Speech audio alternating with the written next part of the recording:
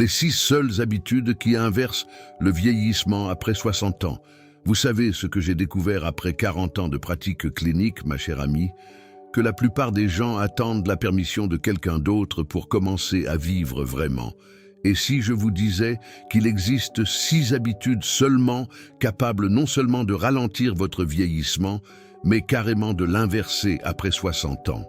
Restez jusqu'à la fin parce que je vais vous révéler le secret clinique que l'industrie du bien-être préfère garder sous silence. Allez, abonnez-vous maintenant et dites-moi en commentaire si vous avez déjà senti que votre âge n'était qu'un chiffre mensonger qui ne correspondait pas à ce que vous ressentiez vraiment à l'intérieur. Laissez-moi vous raconter l'histoire de Marguerite. 63 ans quand elle est entrée dans mon cabinet, les épaules voûtées comme si elle portait le poids de toutes ces années perdues. Elle m'a dit, et je me souviens exactement de ces mots, « Docteur Boris Cyrulnik, je me sens vieille, usée. » 3 ans plus tard, cette même femme courait des semi-marathons, avait repris des études de photographie et rayonnait d'une énergie que des trentenaires lui enviaient. Magie? Non, neuroplasticité dirigée. Elle avait simplement appliqué ces 6 habitudes dont je vais vous parler aujourd'hui. Comprenez bien ceci, votre cerveau à 60 ans possède une capacité de régénération que nous ignorions totalement il y a 20 ans. Les neurosciences ont démoli le mythe selon lequel, passé un certain âge, tout serait figé, condamné au déclin. Foutaise! Votre hippocampe, cette région cruciale pour la mémoire et l'apprentissage, peut générer de nouveaux neurones jusqu'à votre dernier souffle. Mais attention, il ne le fera que si vous lui en donnez les moyens. C'est là que mes 6 habitudes entrent en scène. Première chose que j'ai observée chez tous mes patients qui vieillissent magnifiquement. Ils ne bougent pas comme des forcenés dans une salle de sport. Non, ils bougent avec intention, avec plaisir, avec régularité. Écoutez-moi bien. 30 minutes de marche quotidienne augmentent le volume de votre hippocampe de 2% en 1 an. 2%, c'est l'équivalent de rajeunir de 2 ans au niveau cérébral. Vous imaginez? Marcher pour remonter le temps biologique. Marguerite, celle dont je vous parlais, a commencé par faire le tour de son pâté de maison. Elle détestait ça les premières semaines, puis quelque chose a basculé. Son cerveau a commencé à sécréter ces délicieuses endorphines, cette dopamine qui nous fait nous sentir vivants. Elle a compris que bouger n'était pas une punition, mais un cadeau qu'elle s'offrait. Mais attention, je ne vous parle pas seulement de marche, je vous parle de mouvements variés, danse, natation, jardinage, yoga, peu importe. L'essentiel réside dans la diversité des stimulations motrices. Pourquoi ? Parce que chaque nouveau mouvement crée de nouvelles connexions neuronales. Votre cerveau adore la nouveauté, il s'en nourrit comme un enfant de bonbons. Quand vous apprenez un nouveau pas de danse à 65 ans, vous forcez littéralement votre cerveau à construire de nouvelles autoroutes neuronales. Et ces autoroutes, elles servent ensuite pour tout. La mémoire, la concentration, l'humeur. J'ai eu une patiente, appelons-la Sylvie, qui m'a confié avoir commencé le tango argentin à 68 ans. Elle tremblait d'anxiété à sa première leçon. 6 mois plus tard, non seulement elle dansait avec grâce, mais ses scores au test cognitif avaient augmenté de façon spectaculaire. Son médecin traitant n'en revenait pas. Moi non plus d'ailleurs, même si je connaissais la théorie. Voir la théorie se transformer en chair vivante, en sourire retrouvé. En confiance reconstruite, ça reste toujours émouvant après toutes ces années de pratique. Deuxième habitude, et celle-ci va vous surprendre. Apprenez quelque chose de complètement nouveau. Pas un petit truc facile, non. Quelque chose qui vous fait peur, qui vous sort de votre zone de confort comme on arrache un sparadrap. Une langue étrangère, un instrument de musique, la peinture, la programmation informatique, peu importe. L'important, c'est que ce soit suffisamment difficile pour que votre cerveau doive vraiment travailler. Vous savez ce qui se passe quand vous apprenez le mandarin à 62 ans? Votre matière grise augmente dans les zones liées au langage. Littéralement, votre cerveau grossit. Il ne rétrécit pas comme on nous l'a fait croire pendant des décennies. Il grossit. Laissez-moi vous expliquer le mécanisme. Quand vous êtes dans votre routine, votre cerveau fonctionne en mode automatique. Il économise son énergie. C'est pratique pour survivre, mais catastrophique pour prospérer. En revanche, quand vous le confrontez à un défi cognitif sérieux, il doit recruter de nouvelles zones, établir de nouvelles connexions, synthétiser de nouvelles protéines. C'est exactement comme un muscle. Si vous ne le sollicitez jamais, il fond. Si vous le challengez régulièrement, il se développe. Votre cerveau obéit aux mêmes lois biologiques fondamentales. J'ai accompagné Robert, 67 ans, ancien comptable, qui s'est mis à la guitare classique. Il me disait « Boris Cyrulnik, mes doigts sont raides, ma mémoire flanche, je n'y arriverai jamais. » Je lui ai répondu avec mon ironie habituelle « Parfait, c'est exactement pour ça que tu dois continuer. » 2 ans plus tard, il jouait du Bach dans des petits concerts locaux. Mais surtout, sa dépression chronique avait disparu. Son sommeil s'était amélioré, ses relations familiales s'étaient apaisées. Tout ça parce qu'il avait décidé de faire travailler son cerveau autrement. Maintenant, écoutez-moi attentivement, parce que la 3e habitude est celle que tout le monde néglige. Cultivez vos liens sociaux comme un jardinier soigne ses roses. La solitude tue. Ce n'est pas une métaphore, c'est un fait scientifique aussi établi que la gravité. Les études longitudinales montrent que l'isolement social après 60 ans augmente votre risque de mortalité de 26%. 26%, c'est plus que l'obésité, plus que la sédentarité. Votre besoin de connexion humaine n'est pas un luxe émotionnel, c'est une nécessité biologique vitale. Mais attention, je ne vous parle pas d'accumuler des contacts Facebook ou de participer à des réunions où vous vous ennuyez mortellement. Je vous parle de relations authentiques, profondes, où vous pouvez être vous-même sans masque. Des relations où vous donnez et recevez de l'affection, du soutien, de la reconnaissance. Votre cerveau sécrète de l'ocytocine lors de ces interactions chaleureuses. Cette hormone magique réduit le stress, améliore votre système immunitaire et vous fait littéralement rajeunir de l'intérieur. Marie-Claude, 61 ans, vivait seule depuis son divorce. Elle passait ses journées devant la télévision, prisonnière d'une routine mortifère. Je lui ai prescrit, prescrit comme on prescrit un médicament, de rejoindre un club de lecture et un groupe de randonnée. Elle a résisté. Je suis trop vieille pour me faire de nouveaux amis. Je lui ai rétorqué, vous êtes surtout trop jeune pour mourir d'ennui et de solitude. Ça l'a fait rire et elle a accepté. 6 mois plus tard, elle avait reconstruit un réseau social vibrant. Elle m'a dit quelque chose de magnifique. J'ai l'impression d'être redevenue moi-même, celle que j'avais oubliée. Voilà le secret que personne ne vous dit. Vieillir seul est une tragédie évitable. Vieillir entouré de personnes qui vous aiment et que vous aimez, c'est une aventure. Votre cerveau s'épanouit dans la connexion. Chaque conversation stimulante active des zones cérébrales multiples. Chaque rire partagé libère des neurotransmetteurs bénéfiques. Chaque câlin, chaque main serrée, chaque regard complice construit votre résilience face au temps qui passe. 4e habitude, et celle-ci va à l'encontre de tout ce que la culture moderne nous vend. Ralentissez, méditez, contemplez, respirez. Je sais, ça sonne comme du développement personnel à 2 balles, mais les données scientifiques sont implacables. 8 semaines de méditation de pleine conscience modifient structurellement votre cerveau. L'amygdale, ce centre de la peur et du stress, rétrécit. Le cortex préfrontal, siège de la sagesse et de la régulation émotionnelle, s'épaissit. Vous ne me croyez pas ? Allez consulter les travaux de Boris Cyrulnik à Harvard. Ils sont publiés, vérifiables, reproductibles. Comprenez bien le mécanisme. Le stress chronique, celui que notre société moderne génère à l'appel, inonde votre organisme de cortisol. Cette hormone en excès prolongé est littéralement toxique pour votre hippocampe. Elle détruit les neurones, réduit la neurogenèse, accélère le vieillissement cognitif. La méditation, c'est exactement l'inverse. Elle réduit le cortisol, augmente la production de facteurs neurotrophiques, protège vos télomères, ces petits capuchons au bout de vos chromosomes qui déterminent votre âge biologique. Françoise, 69 ans, souffrait d'anxiété généralisée depuis des décennies.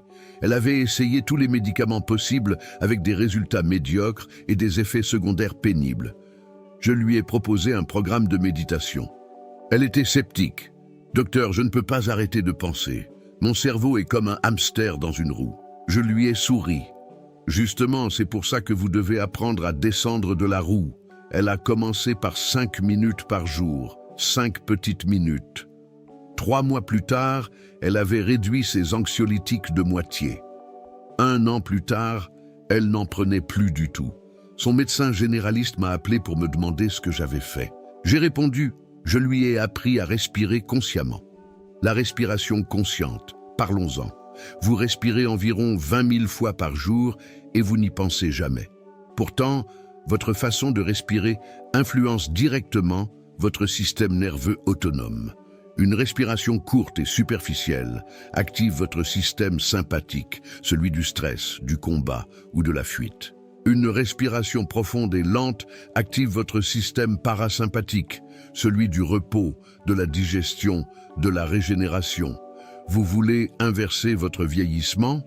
Apprenez à respirer correctement. Ça paraît bête, presque insultant dans sa simplicité, et pourtant c'est d'une efficacité redoutable. 5e habitude, et celle-ci concerne directement ce que vous mettez dans votre assiette. Votre cerveau représente 2% de votre poids corporel, mais consomme 20% de votre énergie. Il est extrêmement gourmand et extrêmement exigeant sur la qualité de ce que vous lui fournissez. Si vous le nourrissez de sucre raffiné, de graisses trans et de produits ultra transformés, il fonctionne comme une voiture de luxe, avec de l'essence frelatée, en faisant du bruit et en s'usant prématurément. Les études sur le régime méditerranéen sont formelles. Les personnes qui l'adoptent après 60 ans réduisent leur risque de déclin cognitif de 35%. 35%. Vous imaginez? Si un médicament offrait ces résultats, il serait vendu à prix d'or et prescrit systématiquement. Mais voilà, on ne peut pas breveter l'huile d'olive, les légumes frais, les noix et le poisson. Alors, l'industrie pharmaceutique préfère vous vendre des pilules aux effets bien moindres et aux prix exorbitants. Laissez-moi vous expliquer pourquoi ça marche. Votre cerveau est constitué à 60% de lipides. Il a besoin de bonnes graisses, les oméga-3 notamment, pour maintenir la fluidité de ses membranes cellulaires, pour produire ses neurotransmetteurs, pour réduire l'inflammation. Les poissons gras, les noix, les graines de lin sont vos meilleurs alliés. Ensuite, les antioxydants présents dans les fruits et légumes colorés protègent vos neurones du stress oxydatif, ce processus qui rouille littéralement vos cellules. Les baies, les épinards, les brocolis, ce ne sont pas des aliments, ce sont des médicaments. Geneviève, 64 ans, est venue me voir pour des troubles de mémoire inquiétants. Après avoir écarté toute pathologie organique sérieuse, j'ai examiné son alimentation catastrophique. Café au lait et biscottes le matin, sandwich industriel le midi, plat préparé le soir. Son cerveau criait famine au milieu de l'abondance calorique. Je lui ai conçu un plan alimentaire simple, pas de régime draconien, juste du bon sens nutritionnel. 6 mois plus tard, ses troubles de mémoire avaient diminué de moitié. Elle avait aussi perdu du poids, retrouvé de l'énergie et, détail charmant, sa peau avait rajeuni parce que ce qui est bon pour votre cerveau est bon pour tout votre organisme. Attention, je ne vous demande pas de devenir une ayatollah de l'alimentation. Je déteste les extrémistes. Je vous demande simplement d'être consciente de ce que vous mangez et de faire des choix intelligents la plupart du temps. Vous voulez un carré de chocolat noir? Mangez-le avec plaisir, sans culpabilité. Le plaisir lui-même a des vertus thérapeutiques. Mais si votre alimentation quotidienne ressemble à celle d'un adolescent attardé, ne vous étonnez pas que votre cerveau fonctionne au ralenti. Et maintenant, accrochez-vous parce que la 6e habitude est celle qui fait toute la différence. Donnez du sens à votre existence. Trouvez un but, une mission, quelque chose qui vous fait vous lever le matin avec l'envie d'affronter la journée. Les Japonais ont un mot magnifique pour ça, ikigai, votre raison d'être. Les études sur les zones bleues, ces régions du monde où les gens vivent en bonne santé au-delà de 100 ans, montrent toute la même chose. Ces centenaires ont un sens profond à leur vie. Ils se sentent utiles, nécessaires, connectés à quelque chose de plus grand qu'eux. Votre cerveau a besoin de sens, comme vos poumons ont besoin d'oxygène. Sans sens, vous survivez, mais vous ne vivez pas vraiment. Et cette survie sans vie accélère dramatiquement votre vieillissement. J'ai vu des patients décliner rapidement après la retraite, non pas à cause de leur âge, mais à cause de la perte de sens que la retraite avait provoquée. Leur identité professionnelle disparue, ils ne savaient plus qui ils étaient, ni pourquoi ils étaient là. C'est tragique et c'est évitable. Henri, 66 ans, ancien directeur commercial, est tombé dans une dépression sévère 6 mois après sa retraite. Il avait tout planifié financièrement, mais rien préparé existentiellement. Il me disait « Je me sens inutile comme un meuble qu'on a mis au rebut. » J'ai travaillé avec lui pour identifier ce qui lui donnait vraiment du sens. Au-delà de son statut professionnel, il a découvert une passion pour le mentorat de jeunes entrepreneurs. Il a commencé à donner de son temps, de son expérience, de sa sagesse. 6 mois plus tard, il était transformé. Il avait retrouvé une raison de se lever, une utilité, son ikigai. Comprenez bien ceci. Votre valeur ne dépend pas de votre productivité économique. Vous n'êtes pas un produit jetable qu'on met à la poubelle après la date de péremption. Vous êtes un être humain avec des talents, des expériences, une sagesse accumulée qui peuvent enrichir le monde. Mais vous devez choisir activement comment vous voulez contribuer. Personne ne viendra vous le demander. C'est à vous de décider. Certaines de mes patientes ont trouvé leur ikigai dans le bénévolat, d'autres dans l'art, d'autres encore dans la transmission familiale auprès de leurs petits-enfants. Il n'y a pas de hiérarchie, pas de bon ou de mauvais choix. L'essentiel est que ce choix résonne profondément en vous, qu'il vous donne le sentiment d'être aligné avec vos valeurs fondamentales. Quand vous vivez en accord avec vos valeurs, votre cerveau sécrète de la sérotonine, ce neurotransmetteur du bien-être et de la sérénité. Vous vous sentez apaisée, confiante, vivante. Maintenant, laissez-moi vous parler de quelque chose que peu de gens comprennent. Ces 6 habitudes ne fonctionnent pas de manière isolée. Elles interagissent, elles se potentialisent mutuellement. Quand vous bougez régulièrement, vous dormez mieux. Quand vous dormez mieux, votre cerveau consolide mieux vos apprentissages. Quand vous apprenez mieux, vous gagnez en confiance. Quand vous gagnez en confiance, vous osez créer de nouveaux liens. Quand vous créez de nouveaux liens sociaux, vous trouvez plus facilement du sens. Vous voyez, c'est un cercle vertueux, une spirale ascendante qui vous porte vers le haut. L'inverse est aussi vrai, malheureusement. Si vous restez sédentaire, vous dormez mal. Si vous dormez mal, vous êtes irritable et votre mémoire flanche. Si votre mémoire flanche, vous perdez confiance. Si vous perdez confiance, vous vous isolez. Si vous vous isolez, vous perdez le sens et vous entrez dans une spirale descendante qui vous tire vers le bas. C'est pour ça que je vous dis, commencez quelque part, n'importe où, mais commencez. Choisissez une des 6 habitudes et mettez-la en place dès cette semaine. Vous n'êtes pas obligé de tout faire parfaitement dès le début. La perfection est l'ennemi du progrès. Commencez petit, très petit. Même 10 minutes de marche, 5 minutes de méditation, un coup de fil à une vieille amie, un cours en ligne gratuit sur un sujet qui vous intrigue. Peu importe, ce qui compte, c'est le mouvement, c'est la direction. C'est la décision de ne plus subir passivement le temps qui passe, mais de le sculpter activement. J'ai vu des transformations extraordinaires chez des personnes qui avaient décidé, souvent tard dans leur vie, de prendre leur vieillissement en main. Des femmes qui, à 65 ans, étaient plus vivantes, plus curieuses, plus engagées que certaines trentenaires. L'âge chronologique, celui de votre carte d'identité, n'a qu'une importance relative. Ce qui compte vraiment, c'est votre âge biologique, celui de vos cellules, de vos organes, de votre cerveau. Et cet âge biologique, vous pouvez le moduler, l'influencer, parfois même l'inverser. Parlons maintenant d'un aspect que personne n'aborde franchement. La peur. La peur de vieillir, la peur de perdre vos capacités, la peur de devenir un fardeau, la peur de la mort. Ces peurs sont normales, humaines, universelles, mais elles peuvent aussi devenir paralysantes si vous les laissez diriger votre vie. J'ai appris une chose dans ma longue carrière, ce n'est pas la peur qui est le problème, c'est ce que vous en faites. Vous pouvez la laisser vous pétrifier ou vous pouvez l'utiliser comme un carburant pour agir. Chaque fois que la peur de vieillir vous saisit, posez-vous cette question. Qu'est-ce que je peux faire aujourd'hui, maintenant, pour prendre soin de mon futur? Pas demain, pas lundi prochain, maintenant, parce que votre futur se construit dans vos choix présents. Chaque décision que vous prenez aujourd'hui sculpte la personne que vous serez dans 10 ans. C'est à la fois une responsabilité et une liberté extraordinaire. Laissez-moi vous raconter l'histoire de Jacqueline. Quand sa mère est décédée d'Alzheimer après une longue déchéance, Jacqueline était terrorisée à l'idée de suivre le même chemin. Elle est venue me voir en pleurs. Je sens que ça commence, j'oublie des mots, je perds mes clés, c'est foutu.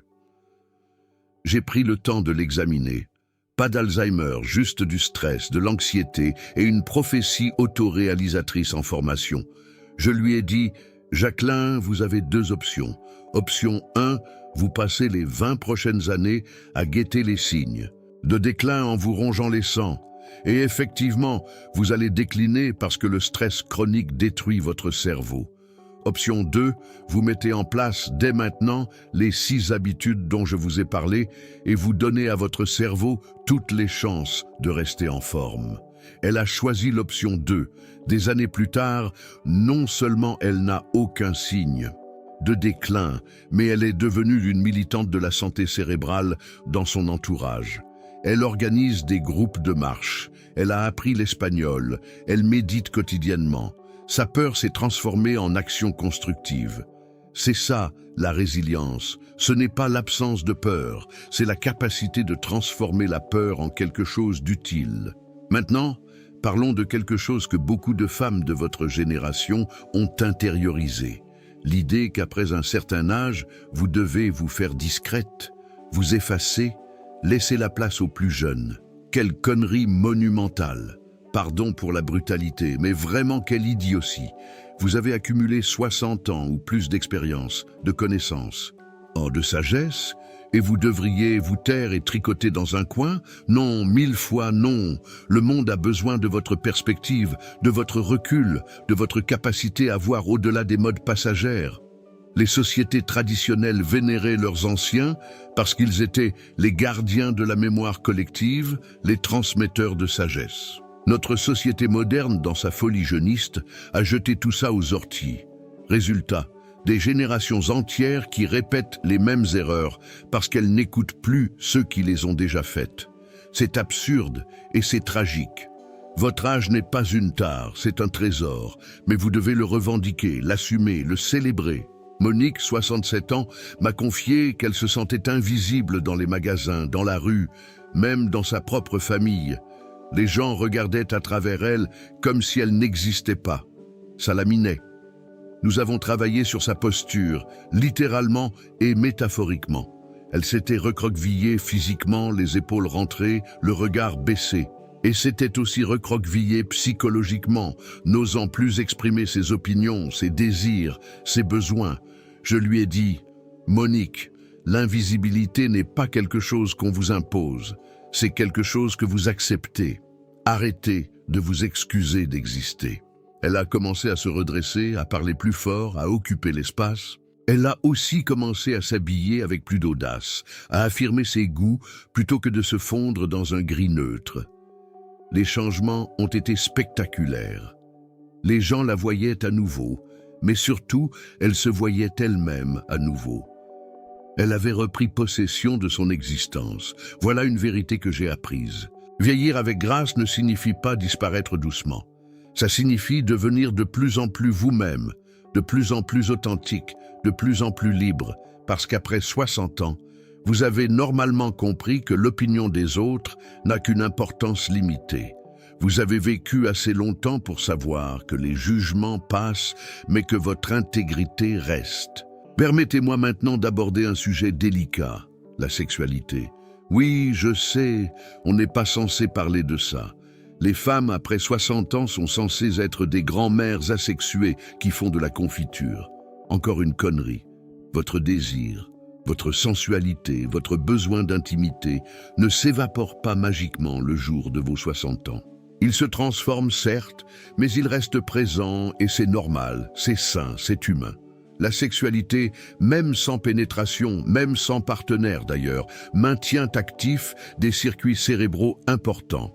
Elle libère de l'ocytocine, des endorphines, de la dopamine. Elle vous connecte à votre corps, à vos sensations, à votre vitalité.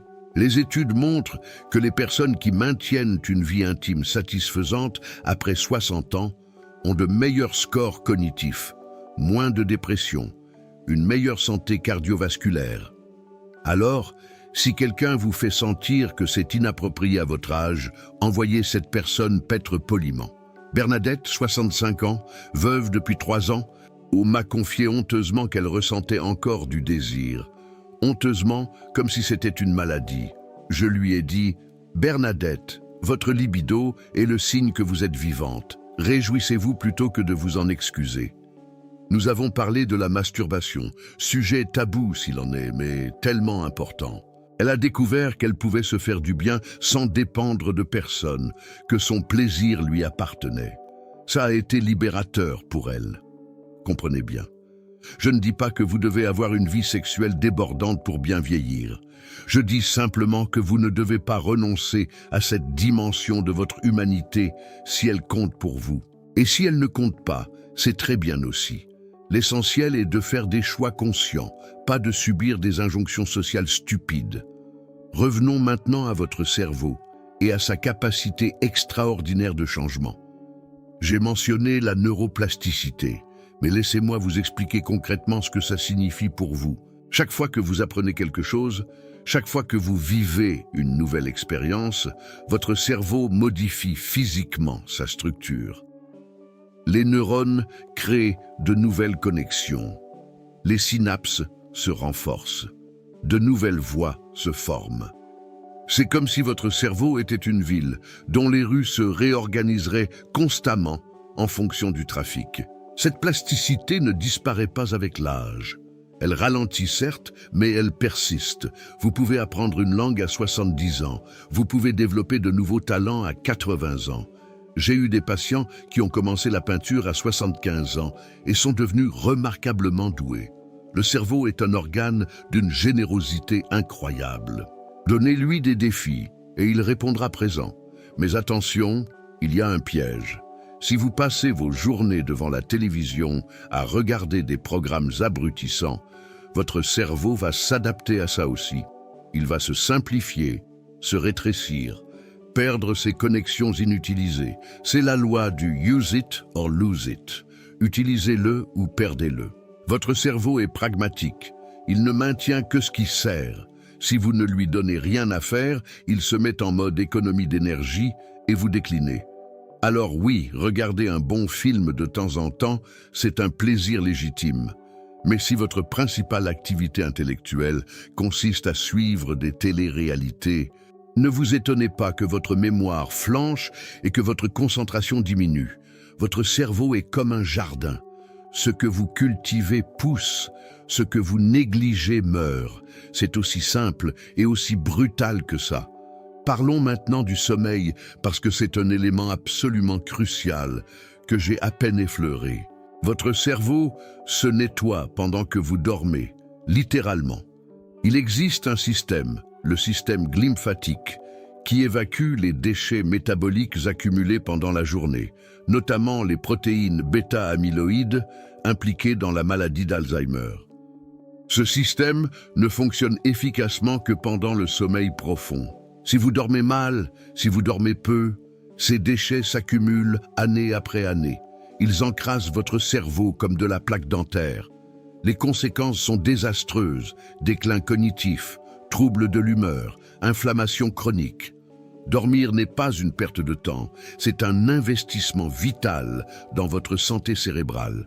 7 à 8 heures par nuit, ce n'est pas négociable si vous voulez vieillir en forme. Simone, 64 ans, m'a consulté pour des troubles de mémoire inquiétants. Après investigation, j'ai découvert qu'elle dormait 4 à 5 heures par nuit depuis des années. Elle était fière de ça. Elle pensait que c'était un signe de vitalité. Je lui ai expliqué qu'elle était en train de détruire méthodiquement son cerveau. Nous avons travaillé sur son hygiène de sommeil. Horaire régulier, chambre fraîche et sombre, pas d'écran 1 heure avant le coucher, routine apaisante. 3 mois plus tard, elle dormait 7 heures et ses troubles de mémoire avaient considérablement diminué. Son cerveau avait enfin pu se nettoyer correctement. Si vous avez des insomnies chroniques, ne les ignorez pas, consultez. Il existe des solutions, des thérapies cognitivo-comportementales très efficaces qui ne passent pas nécessairement par des somnifères. Les médicaments peuvent être utiles ponctuellement, mais à long terme, ils perturbent l'architecture naturelle de votre sommeil et créent une dépendance. Mieux vaut s'attaquer aux causes, stress, anxiété, mauvaises habitudes, apnée du sommeil. Maintenant, je veux vous parler d'un concept que j'affectionne particulièrement, la réserve cognitive. Imaginez votre cerveau comme un compte en banque. Chaque apprentissage, chaque expérience enrichissante, chaque défi relevé est un dépôt sur ce compte.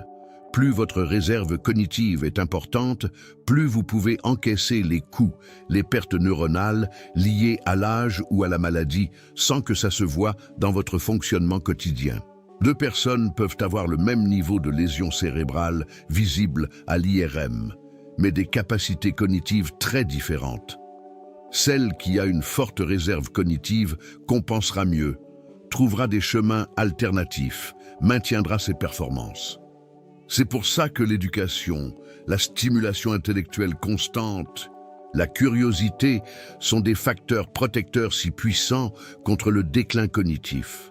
Vous construisez votre réserve cognitive tout au long de votre vie, mais il n'est jamais trop tard pour l'augmenter.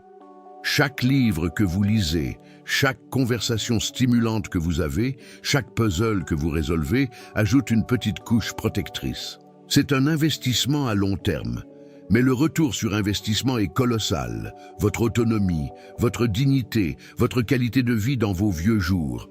Permettez-moi maintenant de vous parler d'un obstacle majeur que je rencontre constamment dans ma pratique.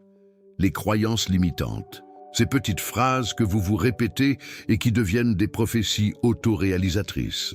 Je suis trop vieille pour ça, c'est trop tard pour moi, je n'ai jamais été douée pour ça. À mon âge, on ne change plus. Ces phrases sont des poisons lents qui paralysent votre potentiel. Chaque fois qu'une de ces pensées traverse votre esprit, arrêtez-vous et questionnez-la.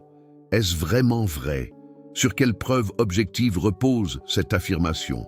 Ou est-ce une histoire que vous vous racontez depuis si longtemps que vous l'avez prise pour une vérité?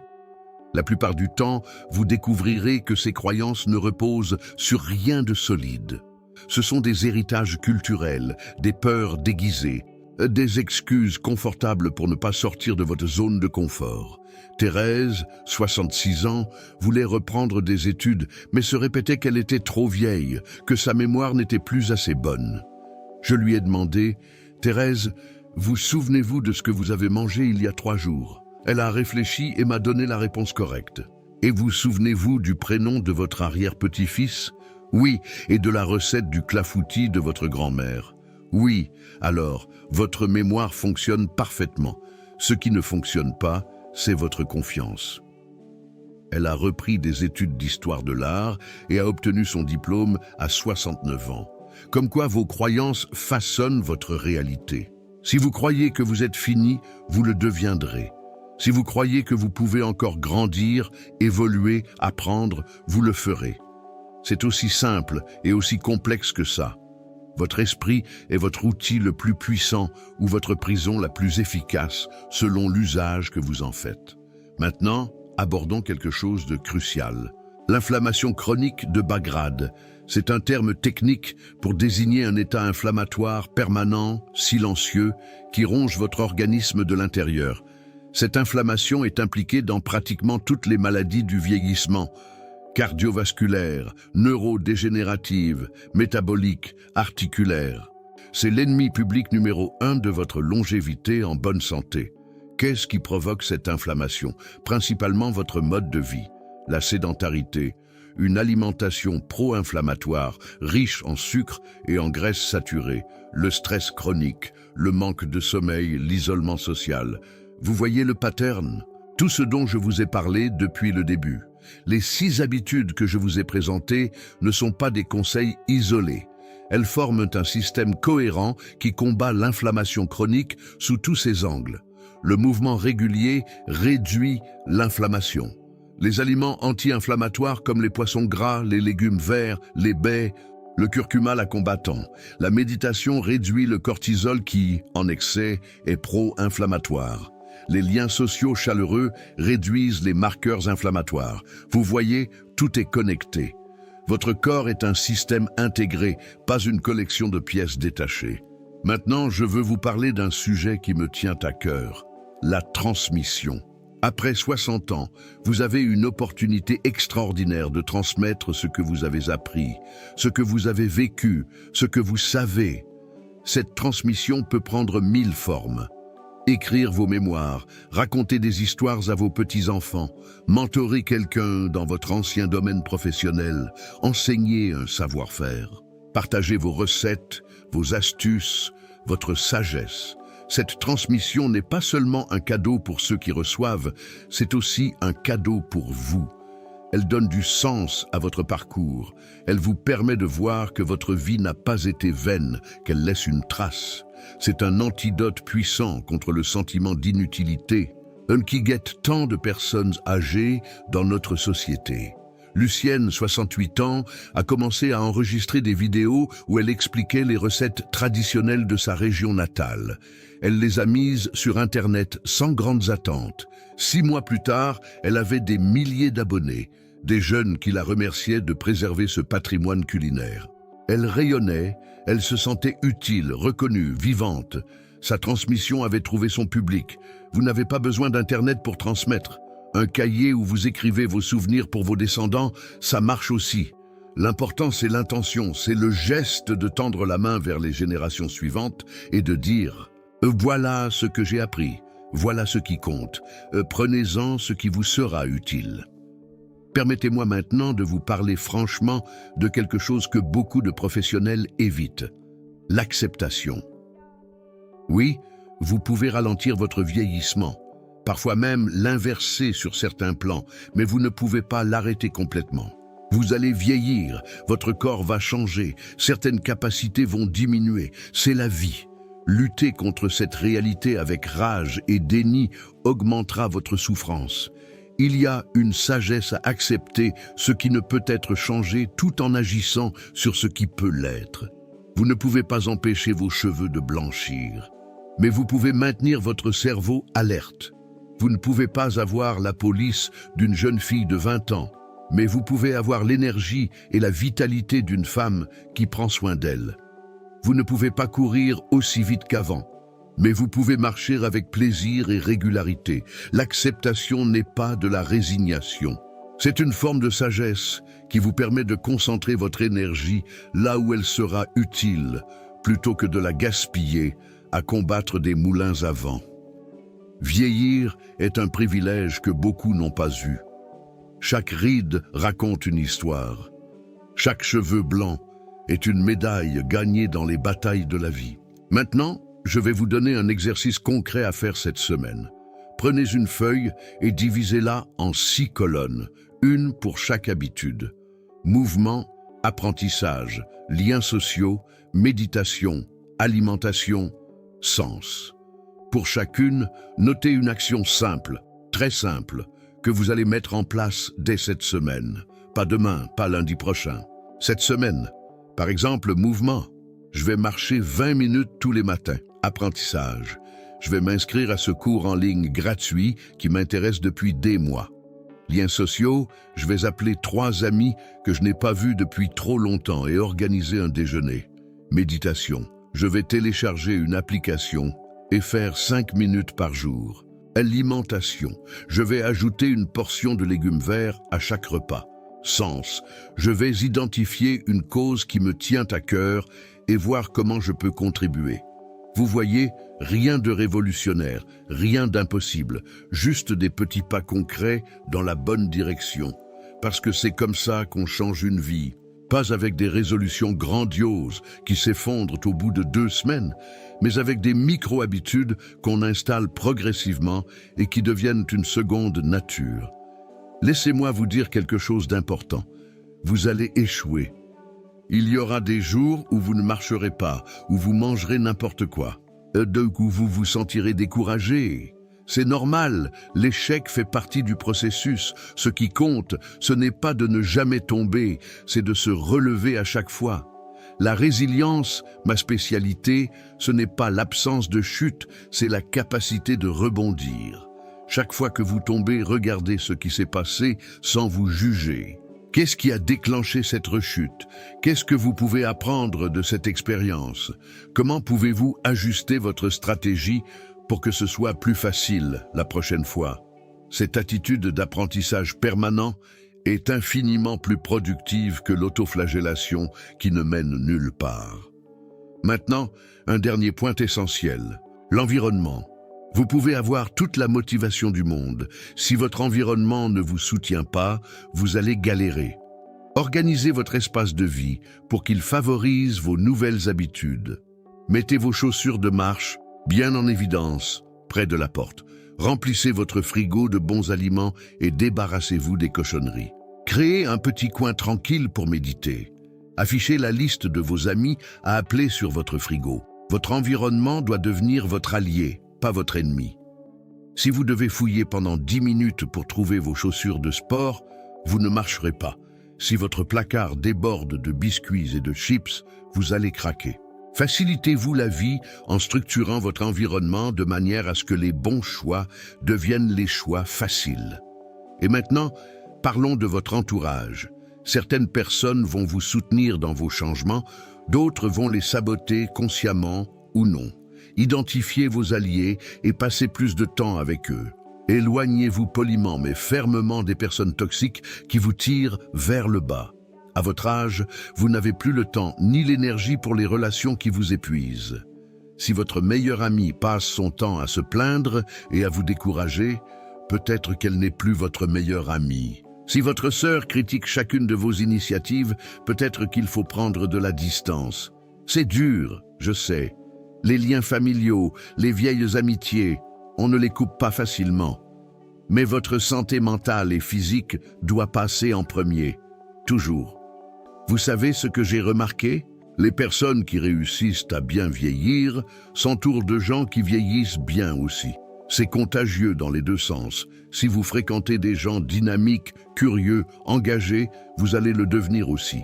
Si vous fréquentez des gens déprimés, passifs et aigris, vous allez le devenir aussi.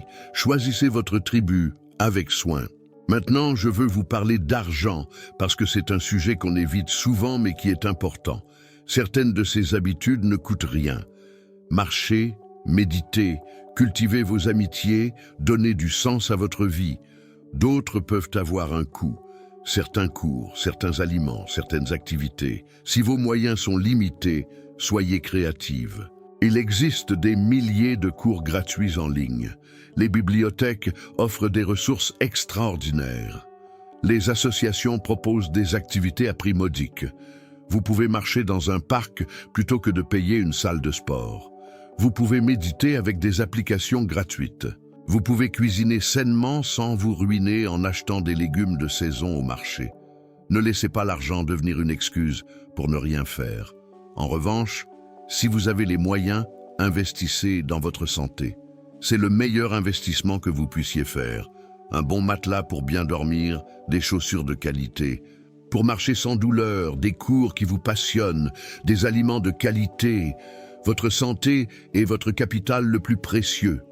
Tout le reste, argent, biens matériels, statut social, ne vaut rien si vous n'avez pas la santé pour en profiter. Permettez-moi maintenant de vous parler d'un phénomène fascinant, l'effet cumulé. Les petits changements que vous faites aujourd'hui semblent insignifiants. Marcher 20 minutes, c'est rien. Méditer 5 minutes, c'est rien. Manger une portion de légumes en plus, c'est rien. Mais ce rien répété jour après jour, semaine après semaine, mois après mois, crée des transformations monumentales. C'est comme l'intérêt composé en finance. Au début, vous ne voyez pas la différence, mais avec le temps, la courbe s'envole. Dans 6 mois, vous ne serez pas la même personne. Dans 1 an, vos proches ne vous reconnaîtront pas. Dans 3 ans, vous vous demanderez comment vous avez pu vivre autrement avant. Mais vous devez commencer maintenant et vous devez persévérer. La persévérance, voilà le mot-clé. Pas la motivation qui est volatile et capricieuse, la persévérance qui est solide et fiable.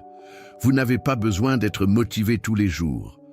Vous avez besoin d'avoir une routine qui vous porte même les jours où vous n'avez pas envie, les jours où vous marchez malgré la pluie, où vous méditez malgré l'agitation mentale, où vous mangez sainement malgré l'envie de vous consoler avec du sucre. Ce sont ces jours-là qui construisent votre transformation. Maintenant, laissez-moi vous dire quelque chose que vous devez entendre. Vous méritez de bien vieillir. Vous méritez d'être en forme, alerte, heureuse. Vous méritez de profiter de ces années avec plénitude. Trop de femmes de votre génération ont passé leur vie à s'occuper des autres, à se sacrifier, à passer en dernier. Maintenant, c'est votre tour. C'est votre moment. Prenez-le. Personne ne viendra vous le donner sur un plateau. Personne ne viendra vous dire « Allez, maintenant, Dieu a le droit de t'occuper de toi ». Vous devez vous donner cette permission à vous-même. Vous devez décider que votre bien-être est une priorité, pas un luxe, pas quelque chose qu'on fait quand il reste du temps après tout le reste. Une priorité absolue. Et si certaines personnes dans votre entourage trouvent ça égoïste, tant pis. Vous savez ce qui est vraiment égoïste ? Négliger votre santé et devenir un fardeau pour vos proches dans quelques années. Prendre soin de vous maintenant, c'est le cadeau le plus généreux que vous puissiez faire à ceux qui vous aiment parce qu'ils pourront profiter de vous en forme plutôt que de devoir s'occuper de vous diminuer. Alors voilà, ma chère amie, nous arrivons au terme de cette conversation. J'espère vous avoir transmis non seulement des informations, mais aussi une énergie, une conviction, une certitude. Votre vie après 60 ans peut être extraordinaire. Pas malgré votre âge, mais grâce à votre âge, grâce à tout ce que vous avez appris, surmonté, compris. Vous avez des outils que vous n'aviez pas à 30 ans. La perspective, la sagesse, la liberté de vous ficher de ce que pensent les autres. Ces 6 habitudes, mouvement, apprentissage, liens sociaux, méditation, alimentation, sens, ne sont pas des contraintes. Ce sont des portes qui s'ouvrent sur une version de vous-même que vous n'avez peut-être jamais rencontrée. Une version plus forte, plus sereine, plus vivante. Cette version existe déjà en vous. Elle attend juste que vous lui donniez la permission d'émerger.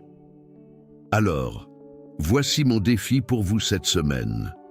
Choisissez une habitude, une seule, et mettez-la en place dès aujourd'hui, pas demain, aujourd'hui. Faites-le imparfaitement, maladroitement, peu importe. Faites-le. Et ensuite, revenez ici en commentaire et dites-moi laquelle vous avez choisi et comment ça s'est passé. Parce que quand vous vous engagez publiquement, quand vous partagez votre démarche, vous multipliez vos chances de succès.